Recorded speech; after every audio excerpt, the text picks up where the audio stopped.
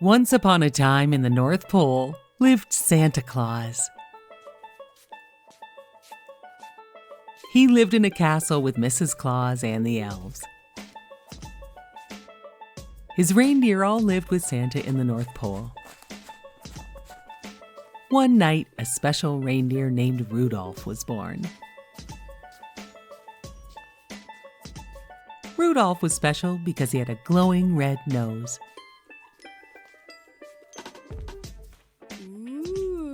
Rudolph was not too sure about his nose. It didn't look like all the other reindeers' noses. He heard the other reindeer making fun of his nose. This made Rudolph very sad. Rudolph had no idea that someday his nose would make him very proud. Rudolph left his village and met some great friends along the way. One of his friends was an elf that was always made fun of by the other elves. The elf, named Hermie, just wanted to be a dentist. But all the other elves were toy makers, and they always laughed at Hermie for wanting to be a dentist.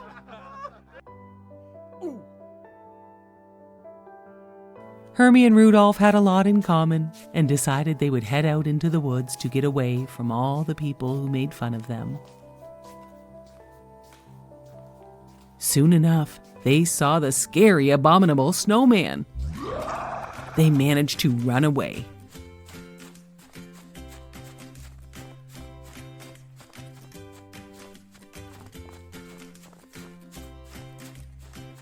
They met a great adventurer named Yukon Cornelius, and he helped them to fight off the abominable snowman.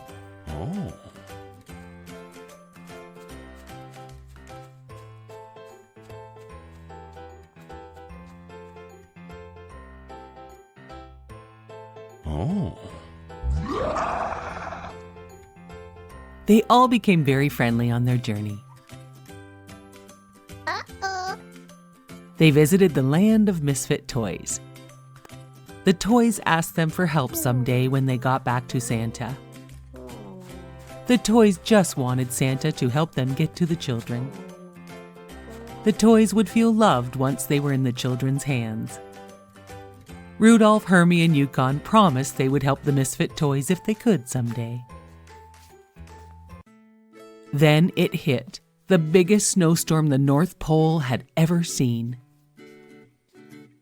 It was Christmas Eve and Santa was very close to calling off Christmas because he could not get through the terrible storm to deliver the gifts to the children. Meanwhile, Rudolph, Hermie, Yukon Cornelius, and the abominable snowman were heading back to Santa's castle to get back home from the terrible storm. A whole year had passed since they had left, and they must return home. When they all arrived at Santa's castle, everyone was so happy to see that Rudolph and Hermie were okay. They were all very sorry for being so mean to them and making fun of them.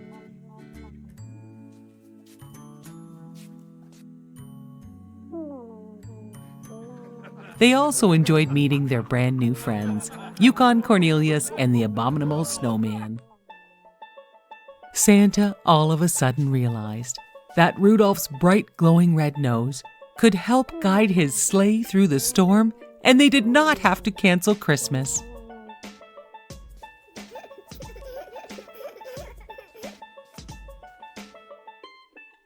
Santa asked Rudolph, "Rudolph, with your nose so bright, won't you guide my sleigh tonight?" Rudolph was overjoyed. Santa put Rudolph in the lead spot, and off they went to deliver all the gifts and toys the elves had made. Rudolph asked Santa to stop and pick up all the misfit toys, and Santa said, "Lead the way, Rudolph."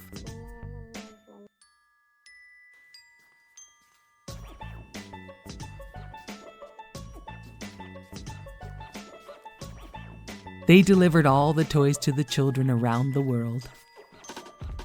And it was heard as they drove out of sight.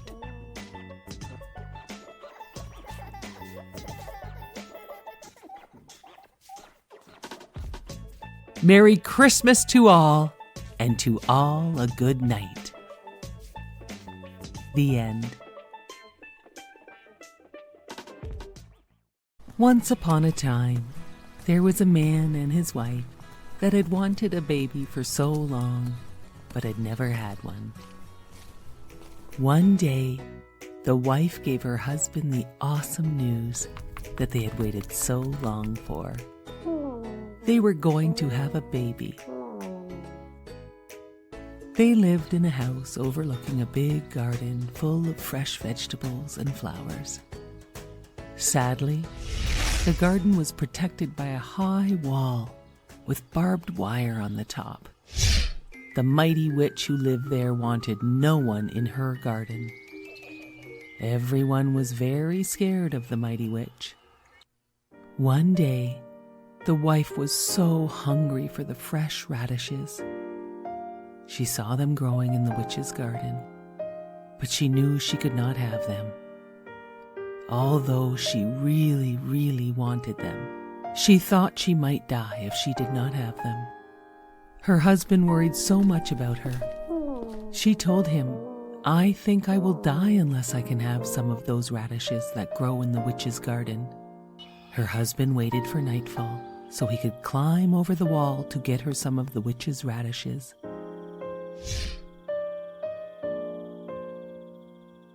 He got her some and climbed back over.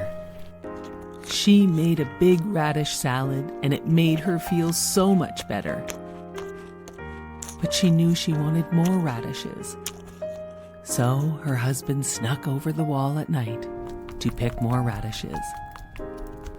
As he was climbing back over the wall, the witch was standing right below him. "How dare you steal my radishes?" said the witch. "My wife thought she would die if I did not get them for her. I am very sorry." "If this is true," said the witch, "you can have all the radishes you want, on one condition. You must promise to give me your child to raise as my own." The man was so scared he agreed to whatever she said just to get away. When the beautiful child was born, the witch came and took her away, just as she had threatened. She named her Rapunzel, which means radish. Rapunzel grew more and more beautiful every day, and on her 12th birthday, the witch locked her up in a high tower deep in the woods. The tower had no stairs, no door, only a small window. Rapunzel had beautiful long hair that had never been cut, and when the witch wanted to go up to see her, she would cry, "Rapunzel, Rapunzel, let down your hair." The witch would climb up her hair to see her. This went on for years. One day, a prince was riding by the tower and heard Rapunzel singing. He looked at the tower but had no idea how to get in. So he left. But he came by the next day and saw the witch crying, "Rapunzel, Rapunzel, let down your hair." And he saw the beautiful girl who sang, let down her hair for the witch to climb up to see her. The prince returned at dusk and cried, "Rapunzel, Rapunzel, let down your hair." Rapunzel could not believe it when the young prince appeared, and it was not the witch. They fell in love at first sight. They made a plan for Rapunzel to escape. The witch found this out and cut off Rapunzel's hair and hid her away far from the tower. That night, the witch waited for the prince. He cried, "Rapunzel, Rapunzel, let down your hair." The witch threw out Rapunzel's hair, and he climbed up. To his surprise, it was the witch, not Rapunzel. The witch cursed him. "You will never see again." And with that, he was blind. For some time he wandered the forest, hoping to hear Rapunzel singing again.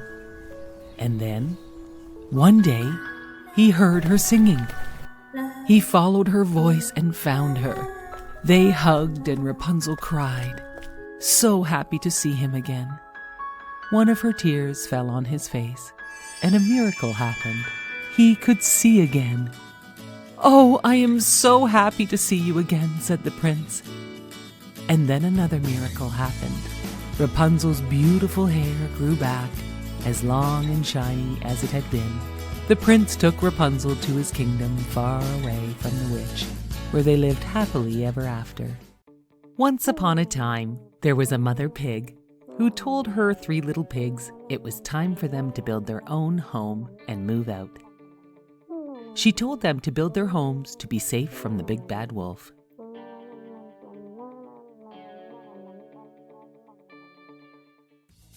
The first little pig bought some straw and built his house.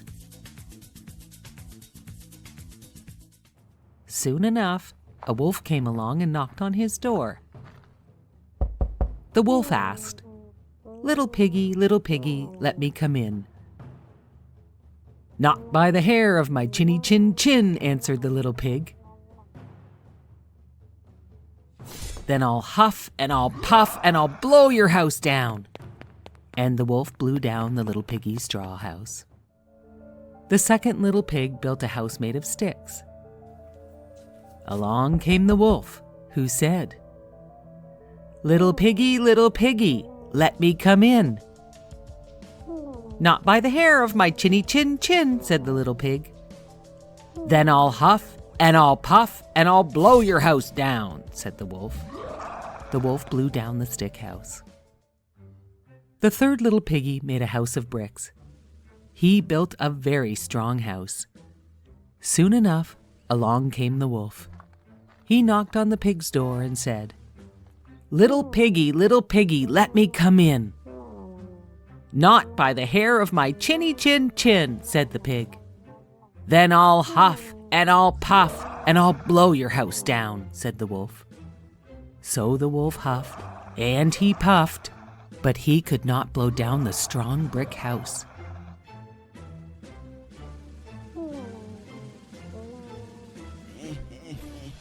The wolf sat down and wondered how he could get that nice little pig outside the brick house. Then he had an idea. "Little pig," he called, "come with me to the farmer's turnip field. It is quite full of nice turnips. I will come for you at 6 o'clock tomorrow." "Okay," said the little pig. But the clever little pig got up at 5 o'clock and went to the turnip field and gathered all the turnips he could carry. He was back home at 6 when the wolf arrived. The wolf was very angry when he realized he had been tricked, but he did not show it. He had another plan. He thought of another idea to get the pig out of his house. The wolf invited the pig to the fair and said, "We can meet and go together at 3 o'clock sharp." The pig squealed, "Oh, I love fairs. I would love to go."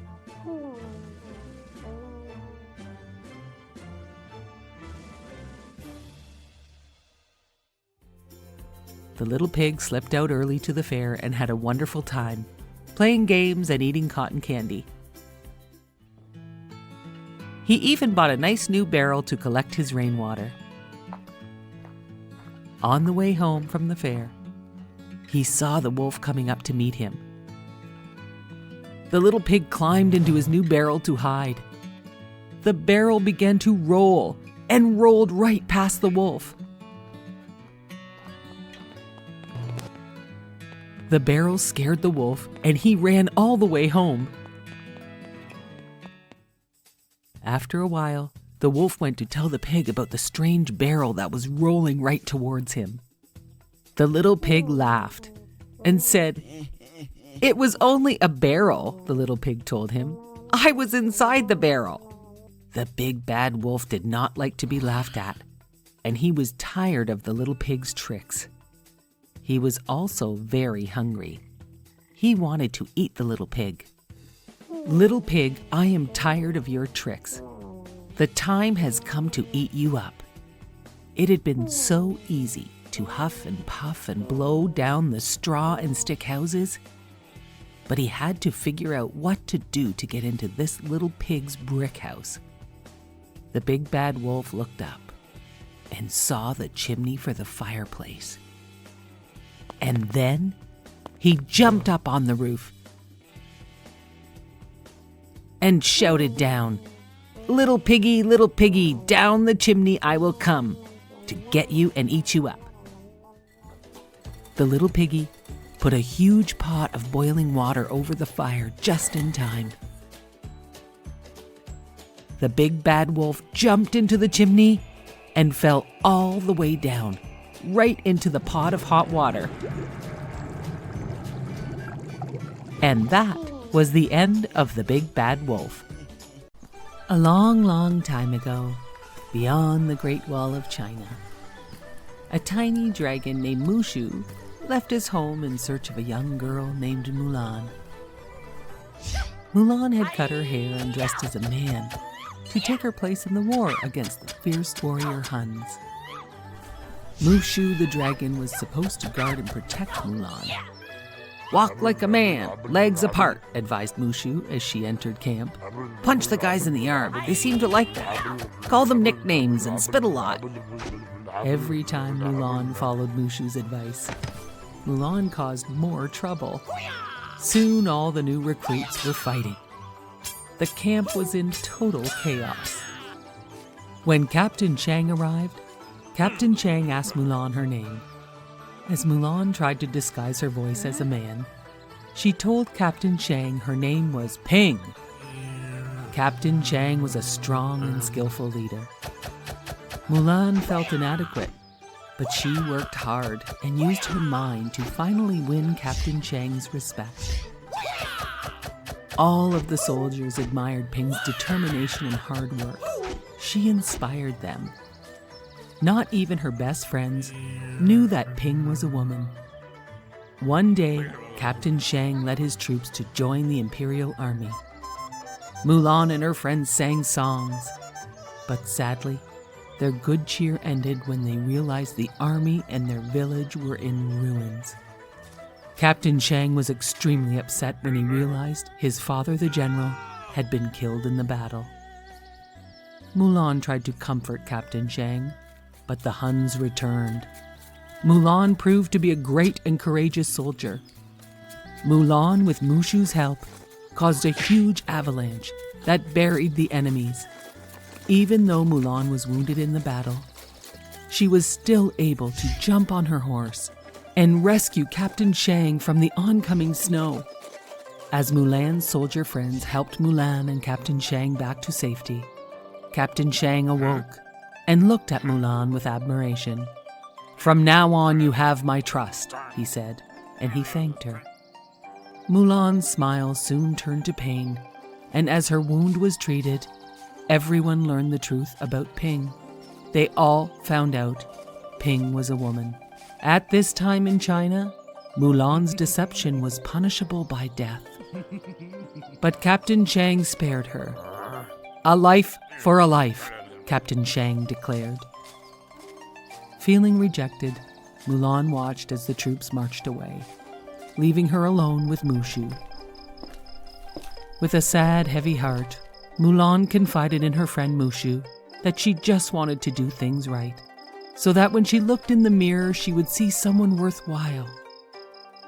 "But," Mulan said, "I was wrong. I see nothing." Mushu tried to make Mulan feel better and confessed he had set out to make Mulan a hero so he could regain his position as guardian. "At least you risked your life to help people you love. I risked your life to help myself," said Mushu. Mulan hugged the little dragon. How could she be mad at such a friend? This quiet moment was shattered when Mulan realized that a few of the Huns had survived. She raced toward the imperial city to warn Captain Chang. Mulan got there just moments too late, as the emperor had already been taken as a prisoner. Mulan's soldier friends tried so hard to break down the palace door, but without any success. Mulan said she had an idea. Mulan dressed her soldier friends as women, The Huns had no idea they were soldiers, and the soldiers got in and rescued the emperor. But Shan Yu, the Hun leader, fiercely attacked Captain Shang. To protect the captain, Mulan revealed herself to Shan Yu as the soldier who defeated him at the mountain. Shan Yu began to chase Mulan, but the dragon and Mulan had a plan, and they led him to the roof of the palace. Just when he reached the top, Mulan grabbed his sword and pinned his cloak to the roof. Mushu shot a rocket towards him, and Shan Yu disappeared in a blast of fireworks. Mulan was so happy as she realized she was special just as herself. She returned home and presented Shan Yu's sword to her father. He was so grateful. Captain Shang followed Mulan home as he realized his feelings for her had grown. Mulan was so much more than a great fighter. Finally, her heart was full. And Mushu, the little dragon, regained his guardianship, and they all lived happily ever after.